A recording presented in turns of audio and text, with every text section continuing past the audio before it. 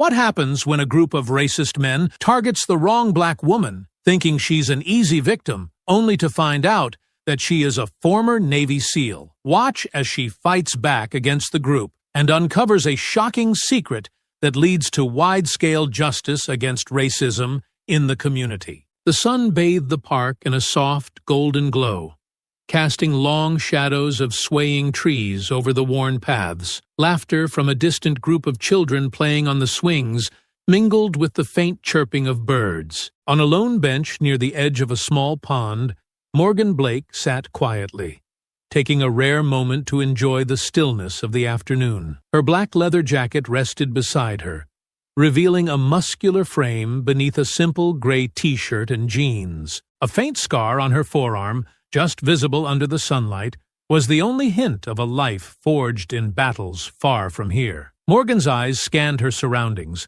more out of habit than suspicion. A jogger passed by, giving her a polite nod, which she returned. Her time as a Navy SEAL had sharpened her instincts, and even now, years removed from active duty, she couldn't help but notice the small details: the awkward shuffle of a man a few yards away, a group of teenagers lingering too long near a playground. Nothing seemed particularly unusual, but something about the air felt off. Across the park, a group of 4 men loitered near the base of an old oak tree. Their laughter was sharp and mean, cutting through the tranquil ambiance like a blade. The leader, a tall, broad-shouldered man in a black hoodie, leaned casually against the tree, surveying the park like a predator stalking prey. Gary Tank Walker wasn't the kind of man who blended in. His shaved head gleamed in the sun, and the faded tattoos snaking up his neck hinted at a life lived on the fringes. He nudged the man next to him, a wiry figure with a patchy beard, and gestured in Morgan's direction. "That one," Tank muttered, his voice low but carrying a sneer. "Sitting there all smug like she owns the place." "Easy pickings," Patchy Beard chuckled, cracking his knuckles. "Think she'll put up a fight?" Tank smirked. "She'll try. They always do." Morgan felt their eyes on her before she saw them. A subtle prickle ran down her spine, and her body tensed ever so slightly. She turned her head slowly, catching their gaze for just a moment. They didn't look away. That was her first confirmation. They were trouble. She kept her posture relaxed, one arm draped over the back of the bench, the other resting on her lap. Her breathing remained steady, but her mind began to assess. 4 of them. Broad shoulders on the leader, wiry build on the second. The other 2 were younger, maybe early 20s, with cocky postures that screamed overconfidence. A mix of cheap cologne and cigarettes wafted over on the breeze, confirming their proximity. "All right, gentlemen," Morgan muttered under her breath, a hint of a wry smile forming. "Let's see what you've got." The men began to move, their conversation growing louder as they crossed the park toward her. Their laughter carried over the playground, drawing the attention of a few passers-by who quickly looked away, uninterested in getting involved. Tank walked in front, his stride slow and deliberate. Patchy Beard and the 2 younger men flanked him like wolves circling a lone deer. Morgan didn't flinch. Instead, she shifted slightly, making herself look just vulnerable enough to tempt them further. Her instincts told her these men were used to picking off easy targets, feeding on fear. They didn't know who they were dealing with. Yet, Tank reached the edge of the path near Morgan's bench, his boots crunching against the gravel. His smirk widened, exposing teeth stained from years of cigarettes and cheap coffee. Behind him, Patchy Beard chuckled, while the 2 younger men exchanged a glance, their excitement barely contained. They spread out slightly, forming a loose semicircle around Morgan's bench. "Afternoon, ma'am," Tank said, his voice oily and dripping with mock politeness. "Mighty nice day for sitting out here all alone, don't you think?" Morgan looked up slowly, her expression calm, her eyes narrowing just enough to convey she wasn't intimidated. "It was," she said evenly. "What do you want?" Tank chuckled, glancing back at his crew as if Morgan had told a joke. "Now, that's no way to greet friendly folks just out for a chat. You got something against a few good old boys stopping to say hi?" Patchy Beard leaned closer, his grin revealing yellowed teeth. Or maybe she's just one of them types, Tank. Thinking she's too good to talk to the likes of us. Morgan didn't answer, her gaze darting between them, reading their postures, calculating distances. They were close now. Too close. Close enough that any sudden move could spark the conflict she knew was brewing. "You hear me, lady?" Patchy Beard's voice turned sharp. "You think you're better than us?" One of the younger men, his face flushed with sunburn, sneered. "Bet she's one of those uppity ones, thinking this park belongs to her kind now." Morgan's jaw tightened, but she kept her voice steady. "I don't think anything belongs to me. I'm just sitting here, minding my business." "Oh, you hear that, boys?" Tank drawled, stepping closer. "She's just minding her business. Guess we'll mind it for her." He pointed at the bag resting beside Morgan on the bench. "That's a nice bag. Bet it's got something good in it. Why don't you be polite and hand it over? We wouldn't want things to get messy." Morgan's lips twitched, almost imperceptibly, into a faint smirk. "Is that what you call polite these days? Stealing from people who look like me?" Tank's face darkened, the fake smile dropping for a moment. "Now, what's that supposed to mean?" "You know exactly what it means," Morgan shot back, her voice cold. "You didn't pick me because I'm sitting alone. You picked me because you think I'm an easy target." The younger man stepped closer, his voice rising with anger. "You got a mouth on you, huh? Probably the same one you use to cry racism every time things don't go your way." Morgan stood up slowly, her movements deliberate. The shift in height gave her a presence they weren't expecting. She was shorter than Tank, but carried herself with the quiet authority of someone who had stood in far worse places than this. Her calm, unwavering gaze unsettled them, though none of them would admit it. "You really think this is going to go the way you planned?" she said quietly, her tone measured, each word a challenge. "Walk away, while you still can." Patchy Beard laughed, but there was an edge of nervousness to it. "Look at her, trying to play tough. What are you going to do, lady? Call the cops? Like they'd show up for someone like you." The younger men joined in the laughter, emboldened by the twisted camaraderie of their group. Tank stepped closer, his eyes narrowing. He was no longer playing around. The air between them thickened with unspoken tension, and Morgan felt the shift. This was the moment. "I don't think you're listening, lady," Tank said, his voice low and venomous. "We're taking that bag. And maybe we'll take something else, too." Morgan's pulse quickened, not from fear, but from the anticipation of what was to come. Her SEAL instincts kicked in, analyzing every angle, every escape route, every weakness in their formation. Her mind replayed the lessons drilled into her during years of grueling training. Stay calm, control the situation, strike hard, and don't stop until the threat is neutralized. But she waited. They hadn't made the first move yet, and she needed to be sure the threat was imminent. Her hands, seemingly relaxed at her sides, subtly shifted into position, ready for action. Tank leaned in closer, his voice dropping to a growl. "This ain't a game, lady. Give us the damn bag, or we're going to show you what happens when you don't respect your betters." Morgan met his gaze, her voice like steel. "You're going to regret this." Morgan gripped the strap of her bag tightly and stood, her body tense, but her face calm. The group of men watched her with sneers and mocking eyes, expecting her to react out of fear. She adjusted the strap over her shoulder, keeping her voice steady as she said, "I've got somewhere to be." Without waiting for a response, she turned and started walking. Her steps were measured, her breathing controlled, though her pulse quickened. She had no intention of running. It would only embolden them.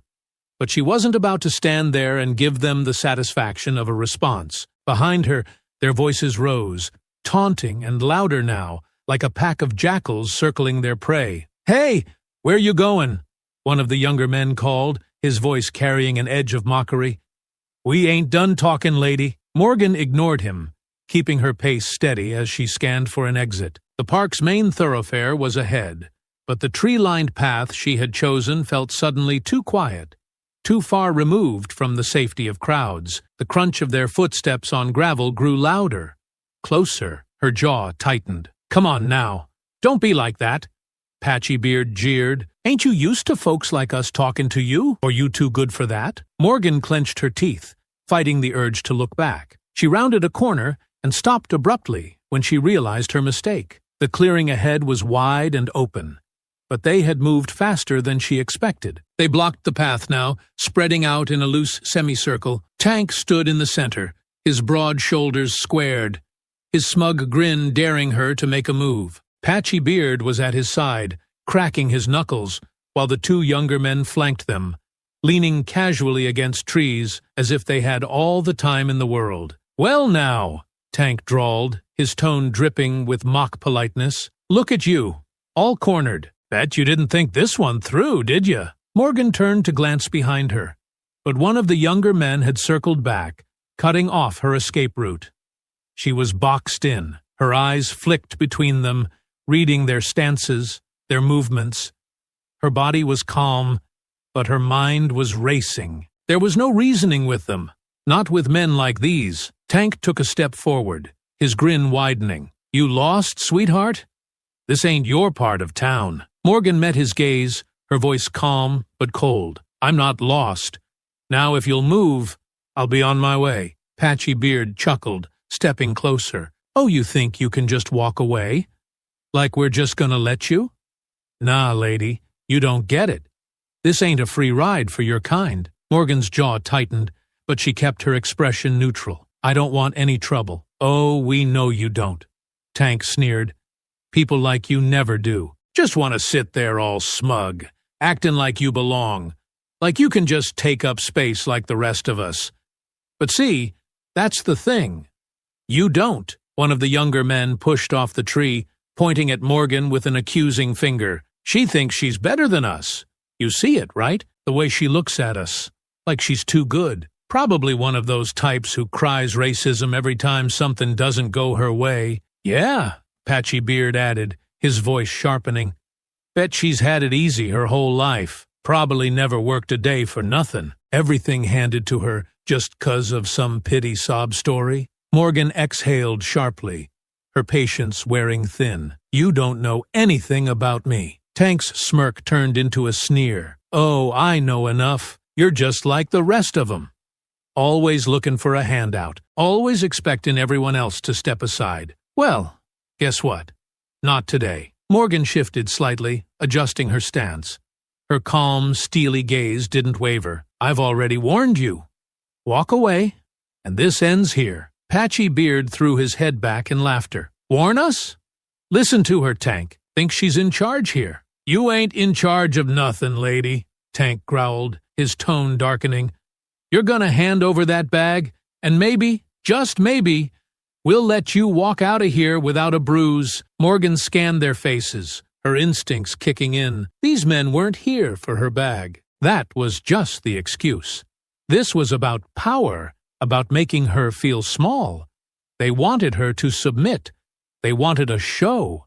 She stood her ground, her voice steady and sharp. "You've had your chance." The words were barely out of her mouth before one of the younger men lunged at her. Morgan sidestepped smoothly, her movements quick and precise. She didn't strike, not yet. Her SEAL instincts told her to act fast and decisively, but she needed them to cross the line fully. Tank's face twisted with rage as he barked, "What are you waiting for? Get her!" Tank's order hung in the air for only a second before the younger man lunged again, this time with more force. Morgan moved instinctively, stepping aside and grabbing his arm in one fluid motion. Using his momentum against him, she twisted sharply, sending him sprawling to the ground with a yelp. He groaned, clutching his arm as he rolled onto his side, momentarily out of the fight. The group froze for a beat, their faces shifting from smug confidence to shocked disbelief. Morgan turned her attention to the rest of them,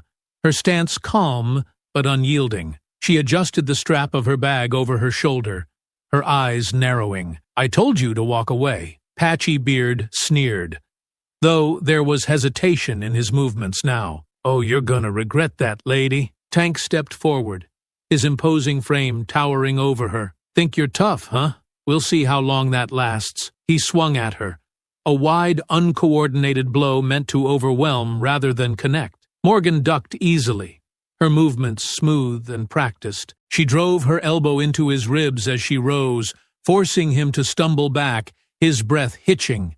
He clutched his side, his face contorting with pain and anger. "Come on, all of you!" Tank barked, motioning for the others. "Take her down!" Morgan's muscles tensed as the remaining men closed in. Patchybeard moved first, his fists raised, swinging wildly at her. She deflected his strikes with precision, her movements economical and deliberate. A sharp kick to his knee sent him reeling, his balance faltering just enough for Morgan to shove him backward. He hit the ground with a thud, cursing loudly. The younger man who had been leaning against the tree rushed her next, his approach more cautious but no less aggressive. Morgan stepped into his attack, blocking his swing and driving her palm into his chest. The impact forced him to stumble back, gasping for air, but he managed to stay on his feet. He glared at her, his face red with exertion. "You're gonna pay for that," he growled, circling her warily. Morgan didn't respond. Her eyes stayed locked on him, her body poised to react. She felt the familiar burn of adrenaline coursing through her veins, her focus razor-sharp. This wasn't just a fight, it was survival. Tank recovered and advanced again, his movements slower but more deliberate this time. "You think you're some kind of hero?" he spat. "You think you can walk into our park and show us up?" Morgan turned to face him fully, her voice calm but firm. "This isn't your park, and I'm not the one showing anyone up. You've done that to yourselves." Her words only seemed to enrage him further. He feinted left, then threw a punch aimed at her head. Morgan ducked and countered with a swift strike to his torso, followed by a low kick to his shin. Tank stumbled but stayed upright, his fists swinging again, more out of frustration than strategy. Morgan sidestepped effortlessly, forcing him to overextend and lose balance. "Come on, Tank!" Patchybeard shouted, struggling to his feet. "Stop playing around." Morgan caught movement in her periphery and turned just in time to block an attack from one of the younger men. He had grabbed a tree branch, swinging it like a bat, but Morgan stepped inside his reach and twisted it out of his hands. A quick shove sent him backward, and he tripped over his own feet, landing hard on the gravel path. Tank roared in frustration, charging at her with everything he had. This time, Morgan let him come closer, sidestepping at the last second and using his momentum to drive him into a nearby tree. The impact was solid, and Tank staggered, clutching the bark for support as he tried to regain his footing. Patchybeard, emboldened by her brief distraction, lunged at her from behind. Morgan felt his presence and spun, catching him mid-charge. She delivered a sharp elbow strike to his chest, followed by a push that sent him crashing to the ground once again. The fight was chaotic and relentless, but Morgan's movements were precise, her training evident in every calculated strike. Still, she wasn't unscathed. Her ribs ached from a poorly blocked punch, and her forearm throbbed where the younger man's branch had grazed her. But she pushed the pain aside, her focus unbroken. Tank stumbled back into the clearing, his face twisted in fury. "You think this is over?" he snarled, his voice a mix of anger and desperation. "You're gonna regret this, lady. You're gonna regret messing with us." Morgan straightened, her breathing steady despite the effort she'd exerted. "No," she said, her tone ice-cold. "You're the one who's going to regret it." The remaining men, bruised and battered, exchanged uncertain glances. Patchybeard was slow to rise, his confidence visibly shaken. One of the younger men backed away, muttering something under his breath about it not being worth it. But Tank wasn't done. His pride and his ego wouldn't let him back down. "You think you've won?" he spat. "You don't know what you've started." Morgan's eyes narrowed. "Then let's finish it." But before either of them could move, a distant sound pierced the tension, the faint wail of approaching sirens. The gang's heads snapped toward the sound, their expressions shifting from anger to uncertainty. Tank's eyes narrowed, his mind racing to decide whether his pride was worth the risk of getting caught. "You hear that?" one of the younger men muttered, taking a cautious step back. "Cops are coming." "So what?" Tank barked, his voice rising in frustration. "We're not done here." Patchy Beard wasn't so sure. He shifted his weight uncomfortably, glancing at Tank. "Look, man, this ain't worth it." "Shut up," Tank growled, pointing a finger at him. "We don't run, we finish this." Morgan stood her ground, her breathing even despite the ache spreading through her ribs. She could see the fractures forming in their unity, the cracks in the facade of confidence that had emboldened them earlier. The sirens grew louder, closer, a promise of intervention that the gang couldn't ignore. "Tank," the younger man said again, his voice more urgent. "She's not worth it. Let's go." Tank turned back to Morgan, his eyes blazing with rage and frustration. He took a step toward her, his fists trembling at his sides. For a moment, it looked like he might push forward, consequences be damned. But then the sirens gave a sharp, rising wail, close enough now that the red and blue flashes of police lights became visible through the trees. "Damn it!" Tank cursed, his voice cracking with anger. He shot Morgan a venomous glare. "This ain't over." Morgan's voice was cold and precise.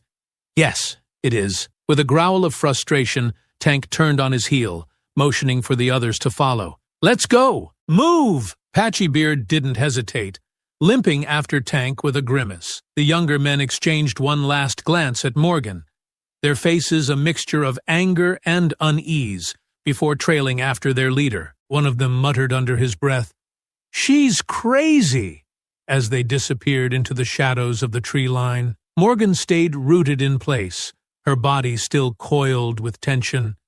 Her ears tracked the fading sound of their footsteps, her eyes scanning the clearing to make sure none of them doubled back. Only when she was certain they were gone did she allow herself to exhale. The sirens were nearly upon her now, the crunch of tires on gravel signaling the arrival of law enforcement. 2 squad cars pulled to a stop at the edge of the clearing, their lights painting the trees in bursts of red and blue. The officers stepped out cautiously, their hands resting on their belts as they surveyed the scene. One of them, a tall man with a clipped tone of authority, approached her. "Ma'am, are you okay? We got a call about a disturbance in the park." Morgan nodded, keeping her tone even. "I'm fine."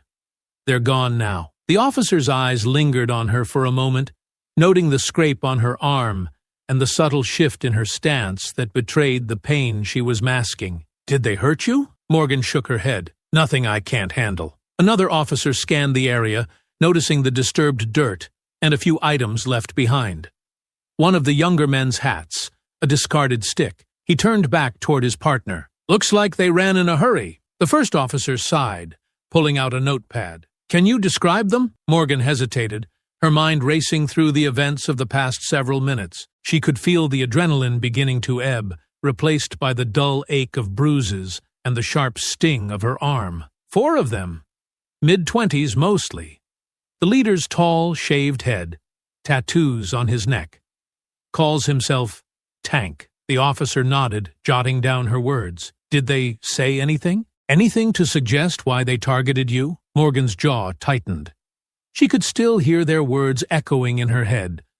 The mocking tone, the slurs, the hatred barely disguised as bravado. She chose her words carefully. It wasn't random. They knew what they were doing. The officer's pen hovered over the page, his brow furrowing. "Meaning?" Morgan met his gaze evenly. "Meaning they've done this before, and they'll do it again." The officer's expression hardened as he finished taking notes. "We'll keep an eye out for them. In the meantime, we'd like you to come down to the station and file a formal report." Morgan nodded slowly. "I'll meet you there." As the officers returned to their vehicles, Morgan took a moment to steady herself. The clearing was quiet again, but the weight of what had just happened lingered heavily in the air. This wasn't over.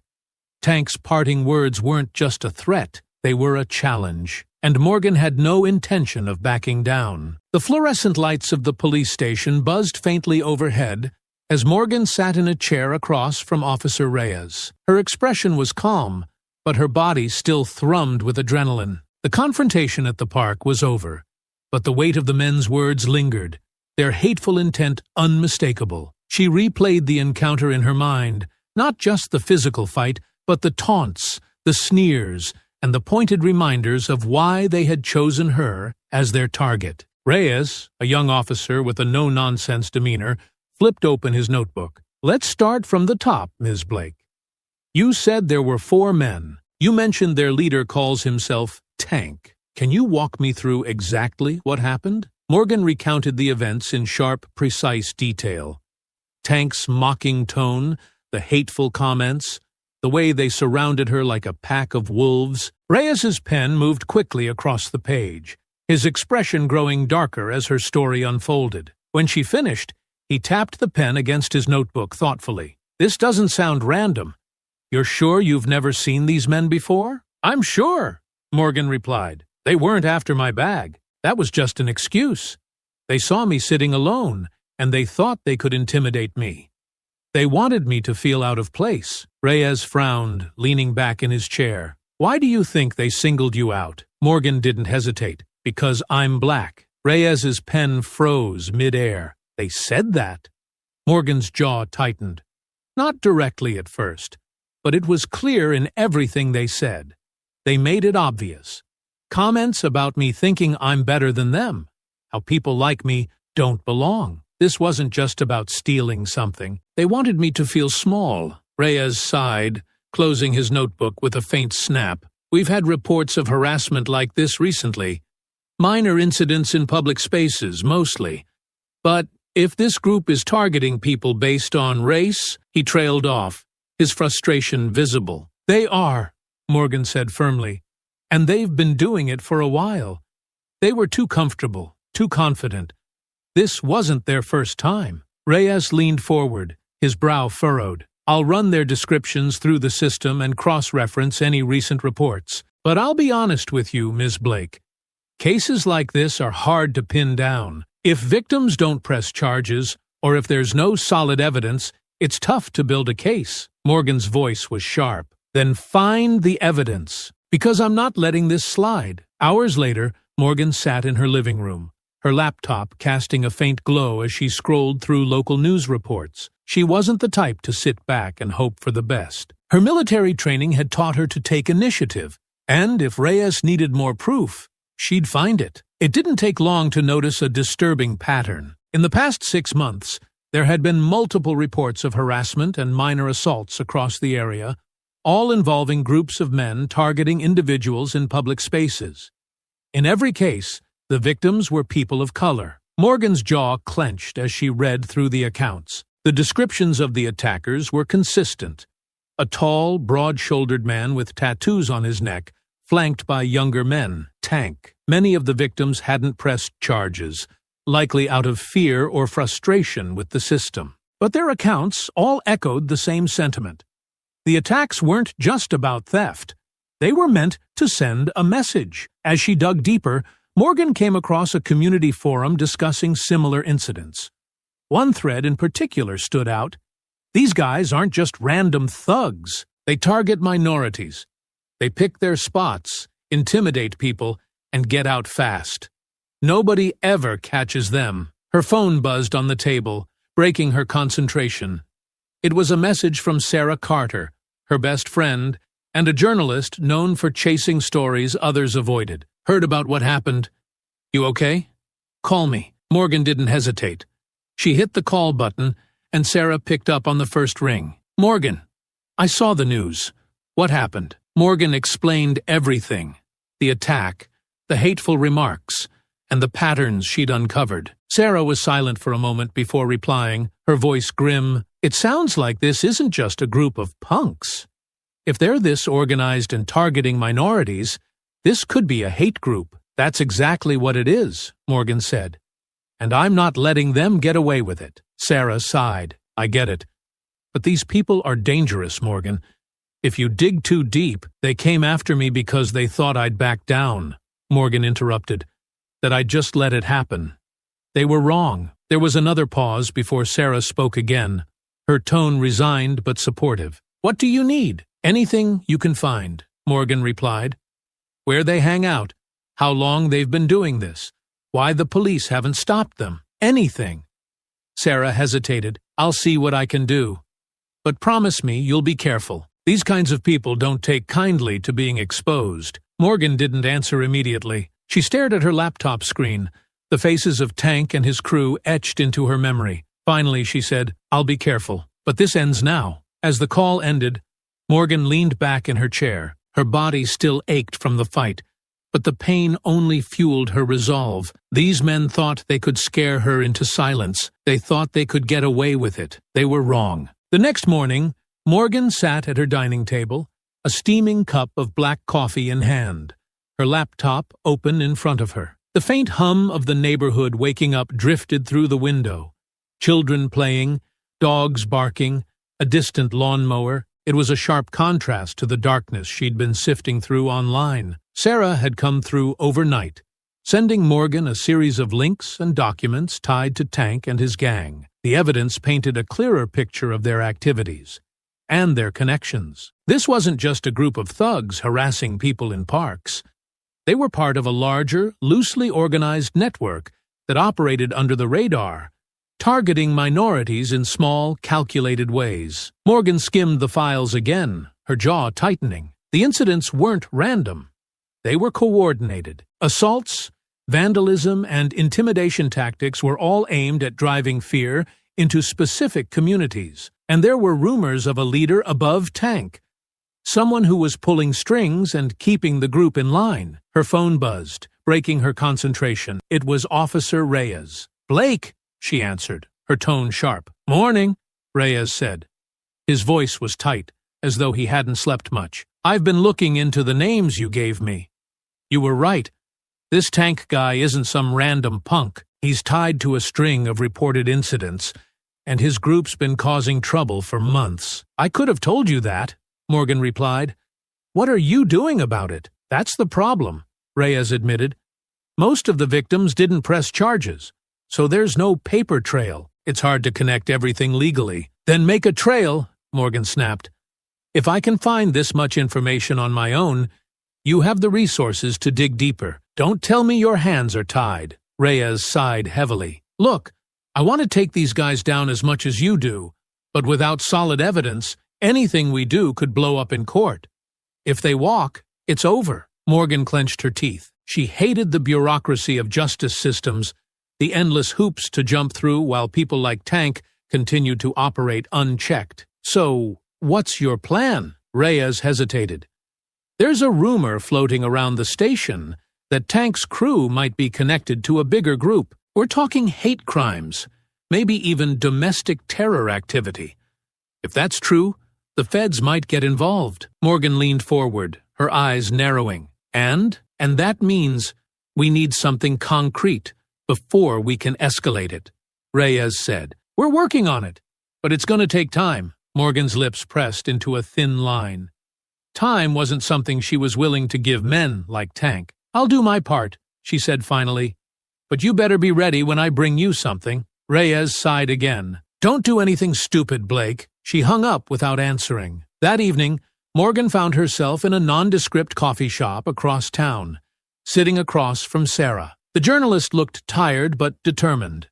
Her laptop opened beside her as she flipped through notes. "This is bigger than we thought," Sarah said, sliding a folder across the table. "Tank's gang is just one piece. There are at least 3 other groups like his operating in the region. Different names, different tactics, but the same goal, intimidation." Morgan flipped through the folder, her frown deepening with each page. Photos of graffiti, mugshots of other gang members, maps with red circles marking incidents. It was a coordinated effort, designed to instill fear and exert control. "This isn't just about harassment," Morgan muttered. "They're trying to push people out, make them feel unsafe in their own neighborhoods." Sarah nodded grimly. "And they've been getting away with it because the incidents are small enough not to draw national attention.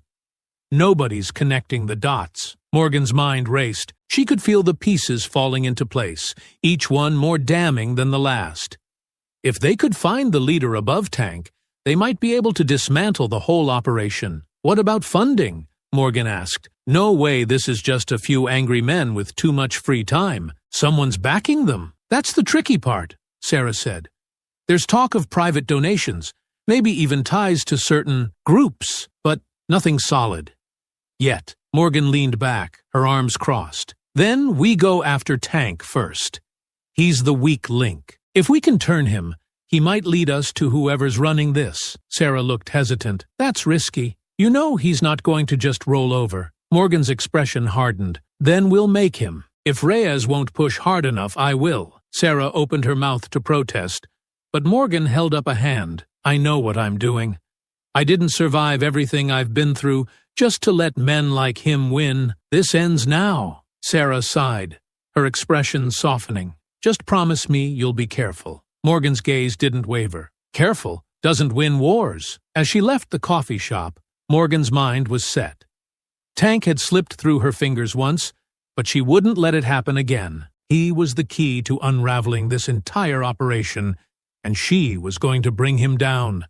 No matter what it took, Morgan moved through the shadows of the city like a ghost, her presence unnoticed by the world around her. The soft hum of distant traffic provided a steady backdrop as she approached the rundown bar Sarah had flagged in her research. Tank and his crew had been known to frequent this place, a seedy, dimly lit dive on the edge of town, where the air was thick with cigarette smoke and bad intentions. She stopped just short of the entrance, blending into the shadows as she scoped out the area. Two men stood near the door, chatting idly, their voices low but their body language defensive. They weren't dressed like Tank's crew, but Morgan knew better than to trust appearances. She adjusted her cap, pulling it lower over her face, and slipped inside without drawing their attention. The bar was a dark, claustrophobic space, the kind of place where people went to disappear. Morgan's eyes adjusted quickly, scanning the room for familiar faces. She spotted Patchy Beard almost immediately, sitting in a booth with one of the younger men from the park. They were hunched over their drinks, their conversation animated. Neither of them noticed her as she moved toward the bar. The bartender, a wiry man with a face like weathered leather, glanced up as she approached. "What'll it be?" "Information," Morgan said quietly, sliding a 20 across the counter. "I'm looking for someone. Big guy, shaved head, tattoos on his neck, goes by Tank." The bartender's expression didn't change, but his eyes flicked toward the booth where Patchy Beard sat. "Never heard of him." Morgan slid another bill across the counter.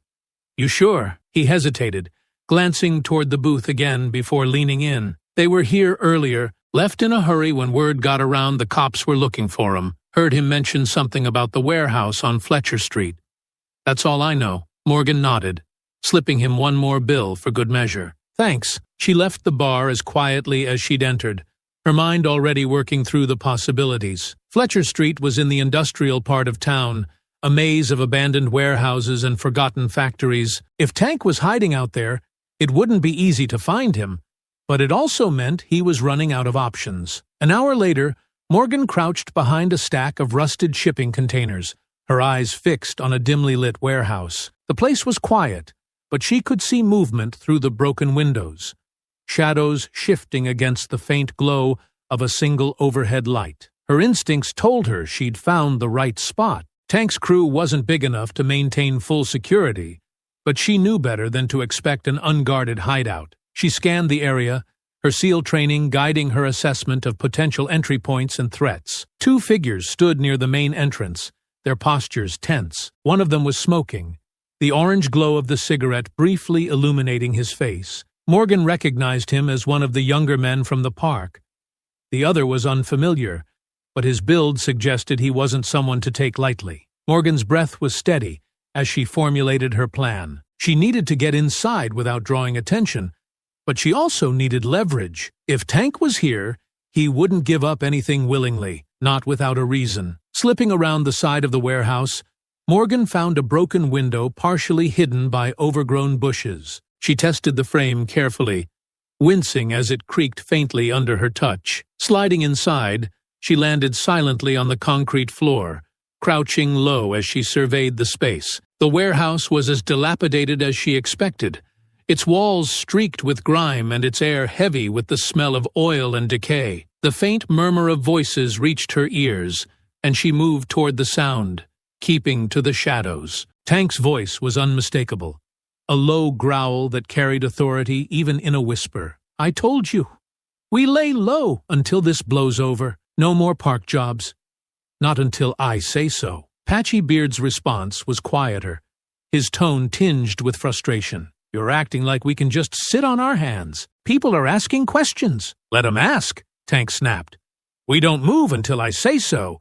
End of discussion." Morgan crept closer, her footsteps silent on the concrete. From her vantage point behind a stack of crates, she could see Tank standing near a makeshift table, his large frame illuminated by the weak light overhead. Patchy Beard and another man sat nearby, their body language tense. A handful of others lingered in the shadows, their faces indistinct, but their presence clear. She needed a way to draw Tank out, something to force his hand without putting herself in immediate danger. Reaching into her pocket, she pulled out her phone and quickly typed a message to Sarah. "Found him. Warehouse on Fletcher.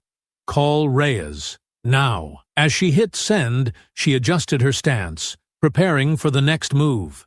She wasn't leaving without answers, but she wasn't reckless enough to take on Tank and his crew alone. The sirens had bought her time at the park, but this time she'd need more than luck to win. Morgan's voice cut through the tense silence. "Tank!" The room froze, every head snapping toward her. Tank's eyes narrowed as he stepped forward, his face darkening with recognition. "You." Morgan straightened, her expression calm but her gaze sharp. "We're going to have a conversation." Tank laughed, the sound low and menacing. "You think you can just walk in here and start making demands?" Morgan's tone was cold as steel. "I think you're going to tell me everything I want to know.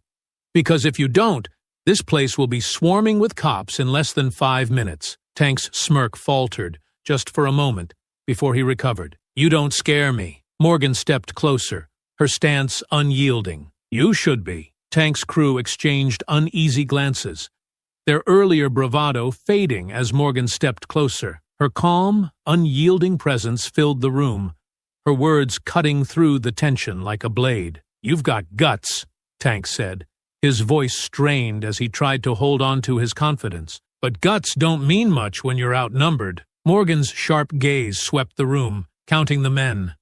5 in total, including Tank. Her expression didn't waver. "Outnumbered? I've seen worse odds. And guess what?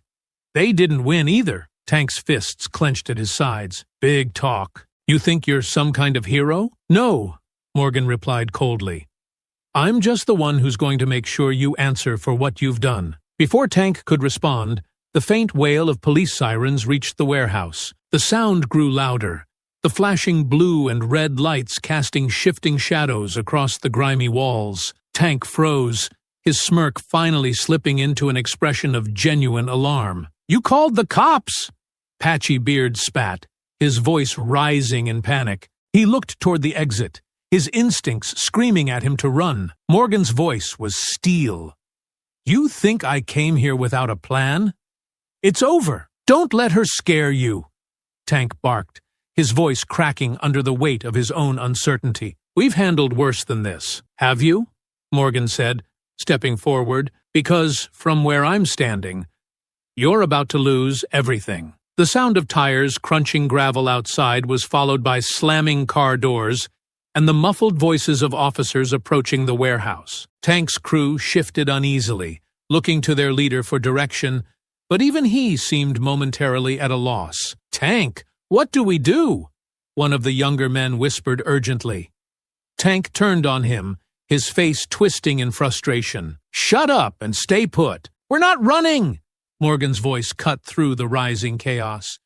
"You don't have to run, but you will face the consequences." Patchy Beard, his nerve finally breaking, bolted toward the back exit. Morgan moved like a flash, intercepting him before he could reach the door. She grabbed his arm, twisting it behind his back with practiced precision and forcing him to his knees. He yelped, his bravado crumbling into panic. "You're not going anywhere," Morgan said evenly, her grip firm. Tank and the others stared, their hesitation giving the officers outside time to act. The front doors burst open and a team of uniformed police stormed in, their weapons drawn, but their voices commanding. "Police! Hands in the air!" one officer barked.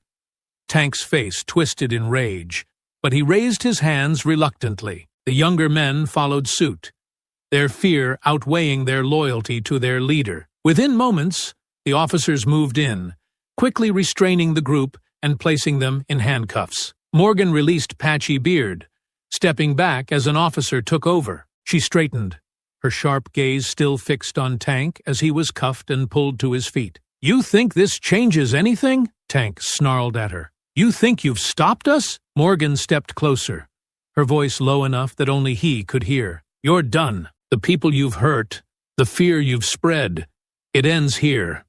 And if there's anyone above you, I'll find them too." Tank glared at her, his bravado now a hollow shell. The officers led him and his crew out of the warehouse, their voices fading as the group was escorted to waiting squad cars. Officer Reyes approached Morgan, his expression a mix of relief and respect. "You weren't kidding when you said you'd bring us something concrete." Morgan crossed her arms, her posture unwavering. "You've got them now.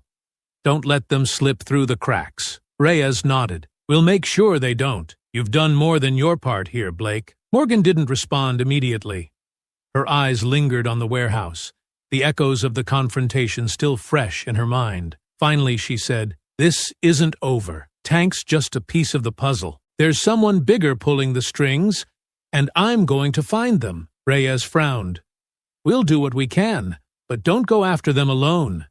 You've already done enough." Morgan gave him a small, cold smile. "We both know I don't stop halfway." As the officers finished clearing the scene, Morgan turned and walked away, the faint chill of the night air brushing against her face. Tank and his crew were in custody, but the battle wasn't over. This was just the beginning, and she was ready for whatever came next. The dim light of Morgan's laptop screen flickered across her face as she leaned forward, her fingers tapping quickly across the keyboard. It was well past midnight, but the adrenaline from Tank's capture still coursed through her veins. The warehouse bust had given her and the authorities a solid win, but she knew it was just a piece of the puzzle. Tank's operations weren't isolated. They were part of something bigger, and she needed to know who was pulling the strings. Across from her, Sarah sat cross-legged on the couch, scrolling through a series of documents on her tablet. Her usual sharp wit was dulled by exhaustion,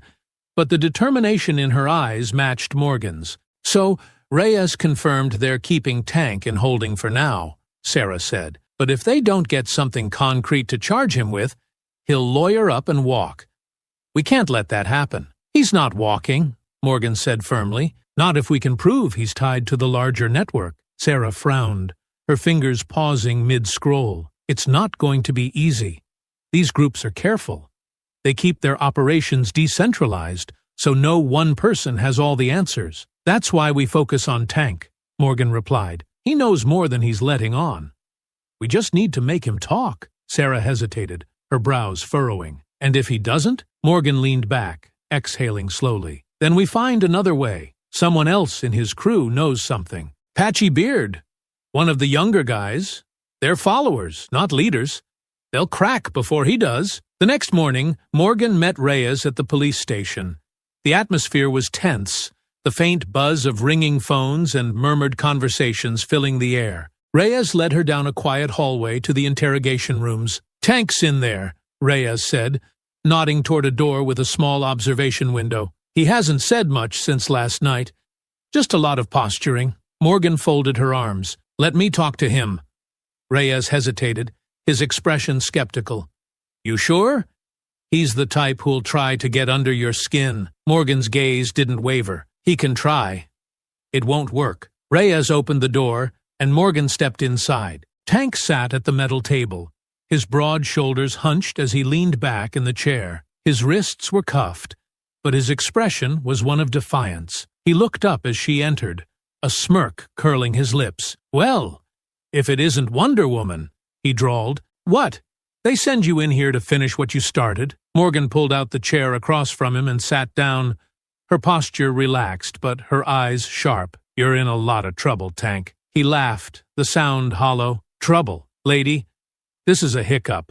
I'll be out of here before you finish your coffee." "Not this time," Morgan said, her voice low and steady. "Your crew's already folding. Patchy beards singing like a bird. The younger guys?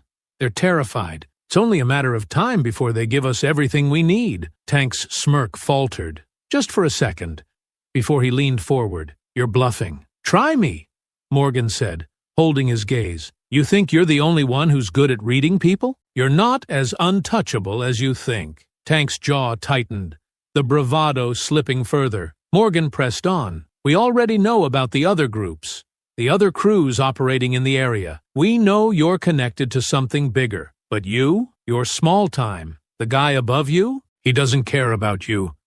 The second you're a liability, you're gone. Tank's hands clenched into fists, his frustration boiling over. You don't know what you're talking about. Morgan leaned in, her voice quiet but cutting. Don't I? If you're smart, you'll start talking. Because the people you're protecting, they won't protect you. The door opened and Reyes stepped in, holding a folder. He set it on the table, flipping it open to reveal photos and reports tied to Tank's crew. He slid one of the photos across the table. A surveillance image of Tank with a man Morgan didn't recognize. That's your boss, isn't it? Morgan said, nodding toward the photo. The one pulling the strings. What's his name? Tank stared at the photo, his jaw working as he fought to maintain his composure. The silence stretched, thick and heavy, until finally he slumped back in his chair. You don't get it, he muttered, his voice bitter. Even if I told you, it wouldn't matter. He's untouchable. Morgan's eyes narrowed. Let us worry about that. Tank hesitated, his gaze flicking between Morgan and Reyes. For the first time, the cracks in his facade were fully visible. His name's Paul Hendricks. He's the one running things. Morgan exchanged a glance with Reyes, her expression hardening. They had a name, but it wasn't over yet. Later, as Morgan and Sarah reconvened at the coffee shop, the weight of the name Tank had given them hung between them. Sarah's fingers flew across her laptop keyboard, pulling up information on Paul Hendricks. He's a businessman, Sarah said, her tone incredulous. Runs a few construction companies. On the surface, it all looks clean. Morgan frowned, leaning over the screen. And underneath? Not so clean, Sarah replied. A few shell companies, ties to fringe political groups. It's subtle, but it's there. Morgan's mind raced. Hendricks was the link they needed, but he wouldn't go down easily. She glanced at Sarah, her expression resolute. Then we make him answer for it. Morgan sat in the bustling precinct conference room, its sterile walls now covered in printouts, photos, and maps connected by bright red strings pinned across a corkboard. Paul Hendricks's name sat at the center of it all, circled in thick black marker. Officers shuffled around the room, reviewing files and comparing notes, but Morgan's focus was on Reyes, who stood by the board, briefing a small team. This is where it gets tricky, Reyes said, pointing to a cluster of pins marking Hendricks's businesses. On paper, the man's spotless. All his operations are legit, at least as far as we can tell. But thanks to Tank's testimony and Morgan's intel, we've got enough to suspect he's using his construction companies as a front to fund and coordinate these hate groups. Sarah, seated at the corner of the table with her laptop, raised a hand. I found some unusual financial activity tied to Hendricks. Shell companies moving money around, donations to political organizations with extremist ties. It's subtle, but it's there. Reyes nodded, his jaw tightening. Subtle isn't enough for a warrant, though. We need something concrete. Bank statements, communications, anything that ties Hendricks directly to these groups. Morgan crossed her arms, her expression grim. What about the crew we picked up? Tank gave us Hendricks's name. Patchy Beard and the others must know something. They're scared, Reyes admitted. The idea of flipping on Hendricks has them rattled. They know how dangerous he is. Morgan stepped forward, her tone firm. Then we push harder. Hendricks isn't going to stop. If we don't act, more people will get hurt. Later that day, Morgan sat across from Patchy Beard in an interrogation room. The man's bravado from the park was gone, replaced by a nervous energy that made him shift constantly in his seat. His eyes darted to the mirror on the wall, then back to Morgan. You don't get it, he said, his voice shaky. Paul's got connections. Big ones. If he finds out I talked, He'll what? Morgan interrupted, her voice calm but unyielding. You're already in custody. Do you think he's going to stick his neck out for you? Men like Hendricks don't protect people like you. They use you. Patchy Beard's hands fidgeted on the table. I didn't think it'd go this far. The park stuff, the harassment, it was just supposed to scare people. But Paul's always had bigger plans. Morgan leaned in, her eyes sharp. What plans? Patchy Beard hesitated, the weight of his decision clear on his face. Finally, he exhaled heavily. He's using us to stir up chaos. Fear makes people easy to control, you know? Paul's got ties to groups that want to push laws, policies, stuff that benefits them. We're just the boots on the ground. Morgan's stomach turned, but she kept her expression neutral. And the funding? How does it work? He launders it through the construction companies, Patchy Beard admitted, his voice low. Sends the money to shell accounts. Then it gets funneled to the crews. We get our cut for doing the dirty work. Reyes, watching from behind the glass, stepped into the room, a file in hand. That's enough to start connecting the dots, he said, setting the folder on the table. But we'll need you to testify. Patchy Beard froze, his eyes wide with panic. Testify? Are you crazy? Paul will have me killed. Not if we take him down first, Morgan said firmly. Help us, and we'll make sure you're protected. Back in the conference room, Morgan and Reyes reviewed the new intel with Sarah. The financial trail Patchy Beard described matched what Sarah had uncovered, creating a clearer picture of Hendricks's operations. This is the break we needed, Sarah said, scrolling through her laptop. We can tie the money directly to Tank's crew and a few other groups operating in neighboring counties. With the paper trail and Tank's testimony, it's enough to get a search warrant. Reyes nodded, his expression resolute. I'll get the paperwork filed. Once we have the warrant, we'll raid Hendrick's main office. Morgan's jaw tightened. This isn't just about arresting him. We need to dismantle everything. His network, his funding, his influence. Otherwise, someone else will just take his place. Sarah placed a hand on Morgan's arm. One step at a time. Taking Hendricks down is the first step. The warrant was approved faster than expected. By evening, Morgan stood with Reyes and a team of officers outside Hendrick's sleek office building, its gleaming glass facade a stark contrast to the corruption hidden within. The team moved quickly, entering the building and securing the premises. Inside, Morgan watched as officers rifled through files, computers, and desk drawers. Sarah had joined the operation as an observer, snapping photos and taking notes for her eventual exposé. Reyes emerged from an office with a thick binder in hand, his expression triumphant. This is it, he said, holding up the binder. Transaction records, emails, it's all here. Hendricks is done. Morgan allowed herself a small, satisfied smile.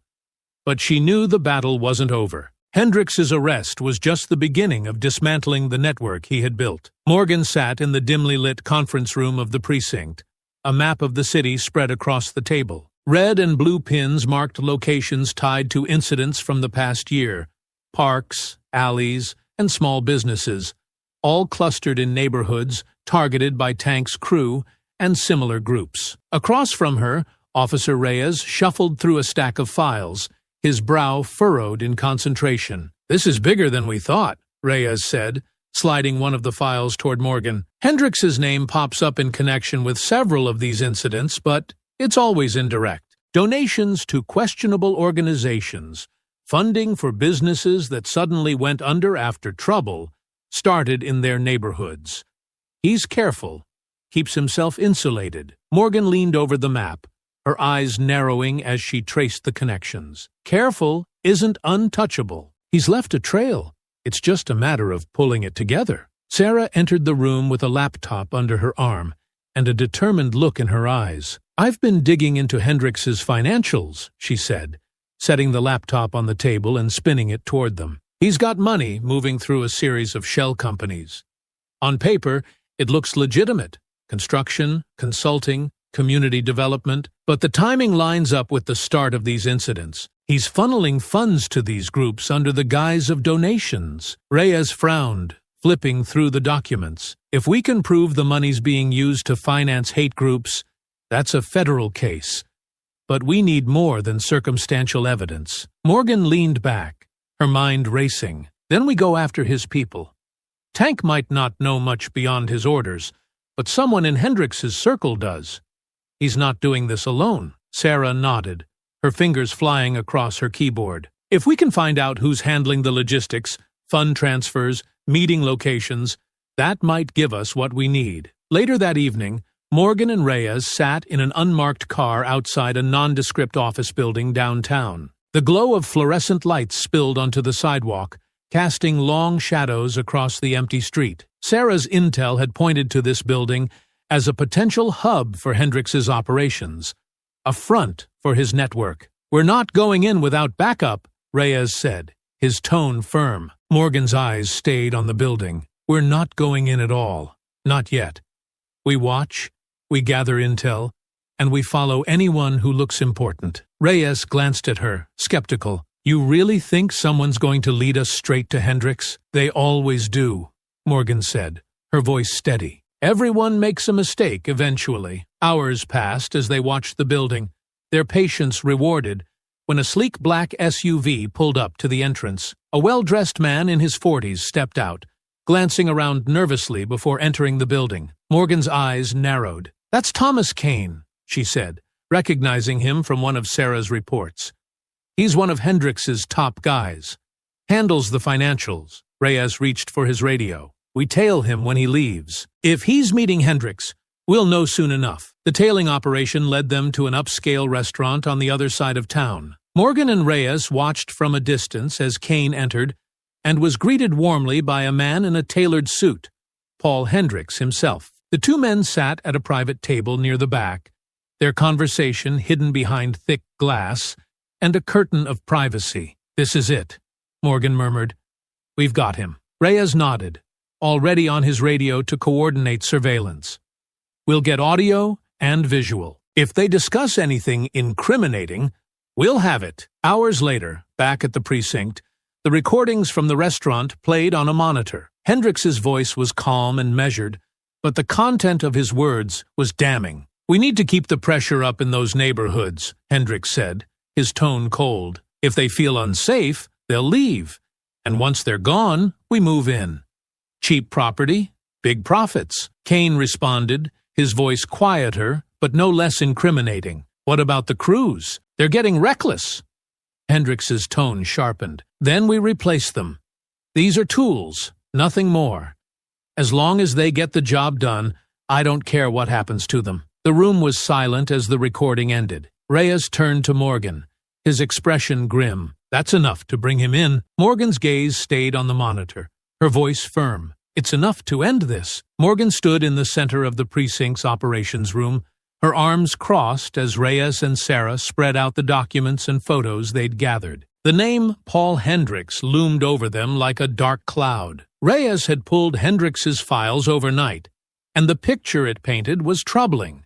A respected businessman on the surface, but with ties to extremist groups that could no longer be ignored. "We've got a lot of circumstantial evidence," Reyes said, gesturing to the photos on the table. "Connections to fringe groups, suspicious payments moving through his shell companies, but nothing solid enough to take him down." "He's careful," Sarah added. "Everything about his public image screams respectability. Charitable donations, community projects, clean records. But these payments?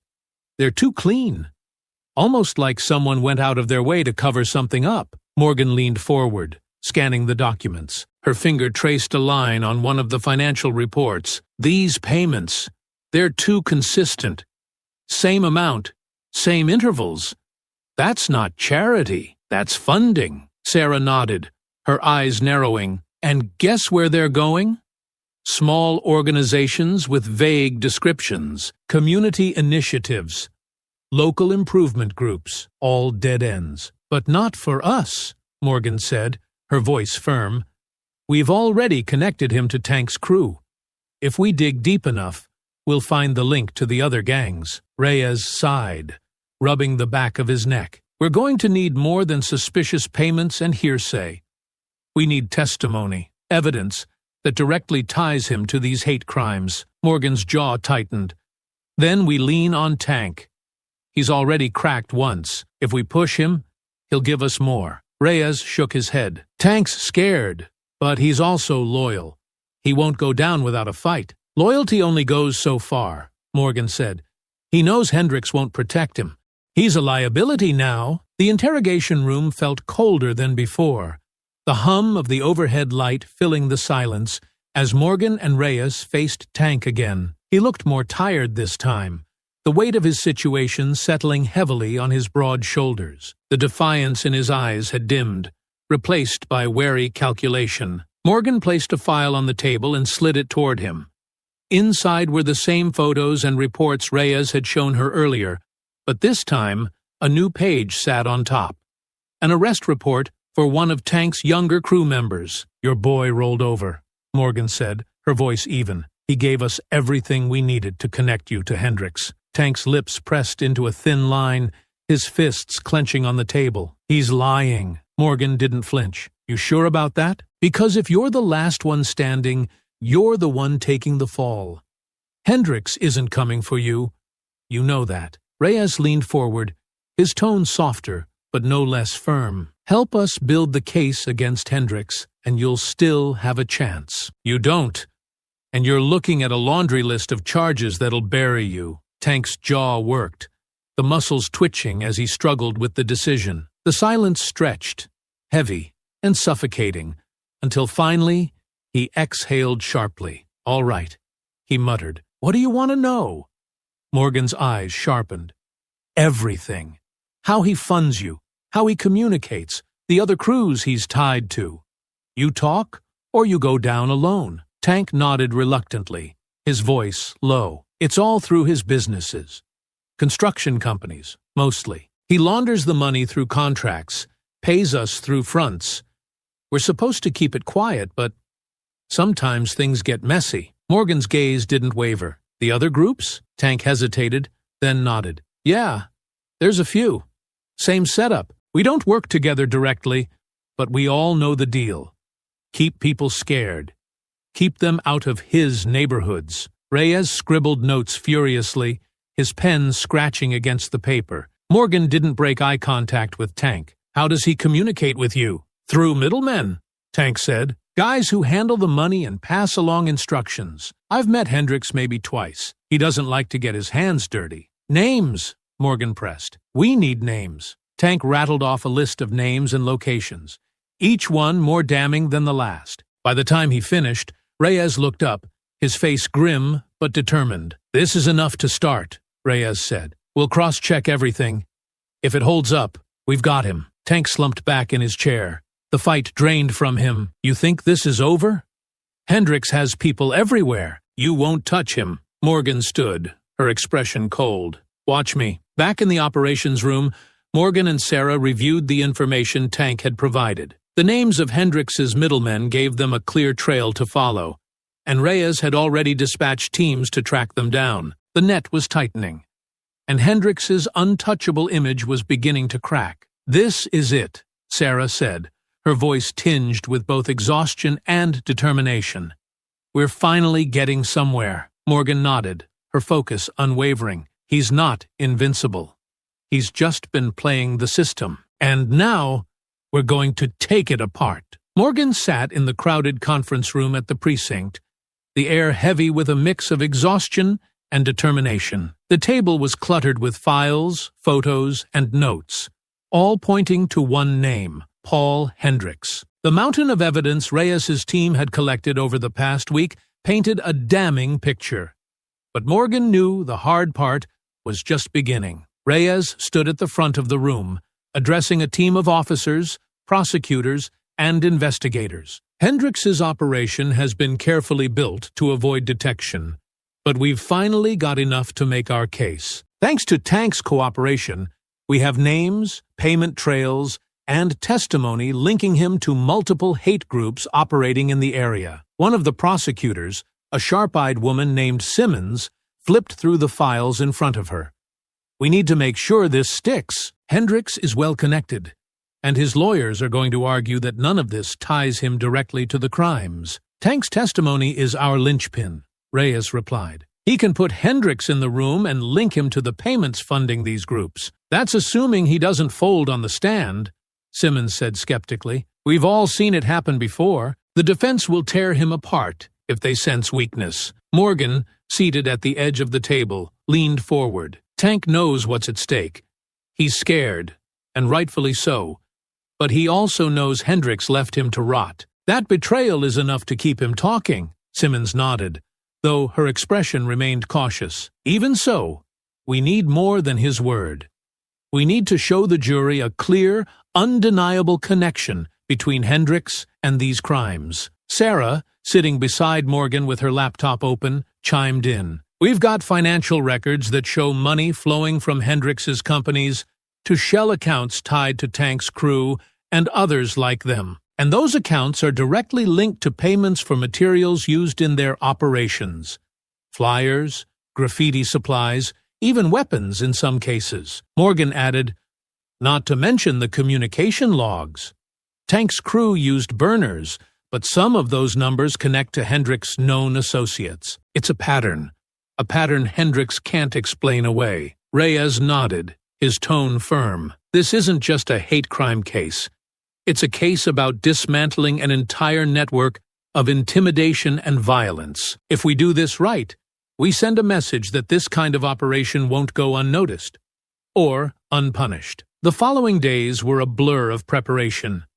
Morgan worked tirelessly alongside the team, piecing together the timeline of Hendricks's activities. The more they uncovered, the more it became clear that he was the mastermind behind an extensive operation that had terrorized communities for years. Sarah spent hours digging into Hendricks's public image, uncovering speeches and interviews that subtly hinted at his beliefs. He's careful, she said, scrolling through a video of Hendricks addressing a business convention. He never says anything outright, but he uses phrases that dog whistle to the groups he's funding. Words like preserving community integrity or restoring tradition. It's coded language. That's not enough to convict, Simmons said during a late-night meeting, but it's enough to show intent when combined with everything else. Morgan's focus was unwavering as they rehearsed every angle of the case. Tank's testimony would be central, but they also had bank records, intercepted communications, and a paper trail that led straight to Hendricks's desk. The evidence was overwhelming, but Morgan knew Hendricks's defense team would attack every crack they could find. On the eve of the trial, Morgan found herself alone in the precinct, staring at a whiteboard filled with photos and notes. Hendricks's face stared back at her, his smug expression a reminder of the power he wielded. She thought about the victims, the people Tank's crew had terrorized, the neighborhoods Hendricks had tried to control through fear. This case wasn't just about justice for her, it was about justice for all of them. Reyes entered the room, breaking her thoughts. You've done a lot to get us here, Blake. I hope you know that. Morgan didn't turn from the board. It's not enough until he's behind bars. Reyes leaned against the doorframe. The prosecution is ready. Sarah's work on the financials sealed a lot of gaps. And Tank? He's scared. But he knows this is his only shot at saving himself. Morgan finally turned to face him. Do you think it'll be enough? Reyes's expression was resolute. It has to be. The courtroom was packed the next day as the trial began, the air thick with anticipation. Hendricks sat at the defense table, his expensive suit and calm demeanor projecting confidence. But Morgan could see the tension in his clenched jaw, the way his eyes darted toward his lawyers when the prosecution began presenting their case. Tank's testimony was a turning point. Though he was visibly nervous, his words were clear and damning. He detailed the payments, the orders, and the unspoken understanding that Hendricks was the man at the top. The defense attempted to discredit him, pointing out his criminal record and his plea deal, but the prosecution countered with the mountain of evidence that corroborated his story. By the end of the first day, it was clear the case was strong. But Morgan knew the fight wasn't over yet. The courtroom was tense, the kind of silence that made every shuffle of paper and every quiet breath sound deafening. Morgan sat near the back, her arms crossed tightly as she watched the final day of the trial unfold. Sarah was beside her, a legal pad balanced on her lap, though her pen hadn't moved in minutes. All eyes were on the defense as Hendrix's high-powered attorney made his closing arguments. "Ladies and gentlemen of the jury," the defense attorney said, his voice smooth and confident, "my client is a respected businessman, a pillar of this community. The prosecution wants you to believe he masterminded a network of criminal activity based on nothing more than the word of a desperate man trying to save himself." The attorney gestured toward Tank, who sat hunched at the witness table, avoiding eye contact. "This is the kind of man you're trusting to build a case against Paul Hendrix. A man who's been arrested for numerous crimes, who only cooperated with the police to save his own skin. Is that the kind of testimony you'd stake your verdict on?" Morgan's jaw tightened as the attorney continued, pointing out every crack in the prosecution's case, no matter how minor. He was good. Too good. She stole a glance at Sarah, who was scribbling furiously now, her frustration evident. Finally, the defense rested, and the prosecutor, Simmons, rose to give her rebuttal. Her voice was clear, her tone precise, as she walked to the center of the courtroom. "Ladies and gentlemen, the defense would have you believe that Paul Hendrix is nothing more than an innocent businessman caught up in a web of misunderstandings. But the evidence we've presented tells a different story." She turned to the jury, her gaze unwavering. "We've shown you financial records tying Hendrix's companies to the funding of hate groups. We've shown you communication logs that connect his associates to the planning and execution of violent acts. And we've heard testimony from someone who operated within this network, someone who had everything to lose by coming forward." Simmons paused, letting her words settle. "Hate doesn't always wear a mask, and it doesn't always carry a weapon. Sometimes it hides behind a suit and a polished smile. But make no mistake, Paul Hendrix orchestrated this network of fear and intimidation, and today you have the power to hold him accountable." With that, Simmons sat down, her gaze steady as the judge dismissed the jury to deliberate. The waiting was unbearable. Hours passed, and Morgan paced the courthouse lobby, her mind replaying every piece of evidence, every moment of the trial. Sarah leaned against the wall, her arms crossed as she watched Morgan with concern. "You've done everything you could," Sarah said quietly. "It's out of your hands now." Morgan didn't respond. She knew Sarah was right, but it didn't make the waiting any easier. Finally, a court officer stepped into the lobby. "The jury has reached a verdict." Morgan and Sarah exchanged a glance before following the crowd back into the courtroom. The room was packed, the air electric with anticipation. Hendrix sat at the defense table, his expression unreadable as the jury filed back in. The foreman stood, holding a piece of paper. The judge addressed him. "Has the jury reached a verdict?" "We have, Your Honor," the foreman replied. The courtroom held its collective breath as the foreman read the decision. "On the charge of conspiracy to commit hate crimes, we find the defendant, Paul Hendrix, guilty. On the charge of funding and organizing criminal networks, we find the defendant, Paul Hendrix, guilty." The words echoed in the room, and for a moment there was silence. Then a murmur spread through the crowd, a mixture of relief and tension breaking at last. Hendrix's calm facade cracked, his expression twisting with barely concealed rage as the judge began to address sentencing. Outside the courthouse, Morgan stood on the steps, the crisp air filling her lungs as she watched reporters swarm the building. Sarah joined her, a small smile tugging at her lips. "You did it," Sarah said.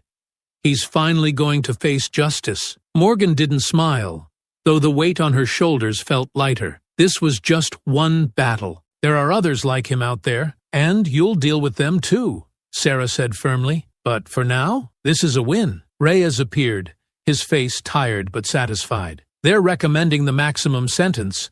Hendrix won't see the outside of a cell for a long time." Morgan nodded. "Good. That's where he belongs." As the crowd swirled around them, Morgan allowed herself a brief moment of satisfaction. Justice had been served, but she knew her work wasn't over. The fight against hate was never truly done, But today, they'd taken a step forward. The air felt lighter now, though the gravity of everything that had transpired still hung heavy in her chest. Paul Hendricks was going to prison, his empire of fear and hate dismantled brick by brick. But Morgan knew the fight wasn't over. Sarah joined her, handing her a coffee. "You should be proud of this.